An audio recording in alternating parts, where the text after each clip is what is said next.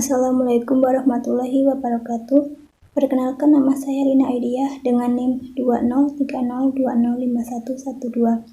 Saya akan melanjutkan presentasi tentang metode studi sejarah Islam serta fungsi dan manfaat studi sejarah Islam. Metode studi sejarah Islam. Seseorang yang hendak mempelajari sejarah Islam, kebudayaan atau peradaban Islam hendaknya memahami metode-metode dan pendekatan yang benar dalam mengkaji sejarah. Beberapa metode dan pendekatan studi sejarah diantaranya: yang pertama, belajar sejarah harus bersikap kritis. Seseorang harus kritis pada setiap unsur yang ada dalam studi sejarah, yakni apa atau siapa, di mana, kapan, bagaimana, dan mengapa.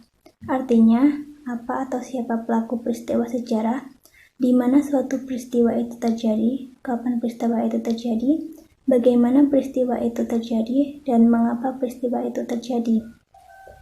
Yang kedua, sejarah itu fakta dan realita dari sesuatu yang bersifat empirik objektif, bukan sesuatu yang normatif.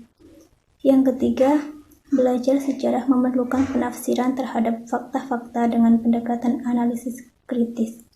Pendekatan ini untuk menemukan hikmah atau teori yang mungkin bisa dibangun dari suatu peristiwa sejarah. Misalnya, bila seorang belajar sirah Nabi hanya dengan cara menghafal deskriptif kronologis, maka ia tidak menemukan pelajaran atau teori apa-apa. Penulisan sejarah model lama masih bertumpu pada aspek politik atau cerita raja-raja beserta perang-perangnya.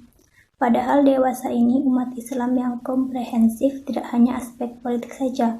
Oleh karena itu perlu dihidupkan studi-studi sejarah Islam dari aspek peradabannya yang bersifat komprehensif. Yang kelima yaitu belajar sejarah harus bersikap kritis dan selektif dalam memilih sumber. Sumber sejarah dibagi menjadi dua, yaitu sumber sejarah primer dan sumber sejarah sekunder. Sumber sejarah primer ditulis sezaman atau dekat dengan peristiwa sejarah oleh pelaku atau mereka yang menyelidiki secara langsung.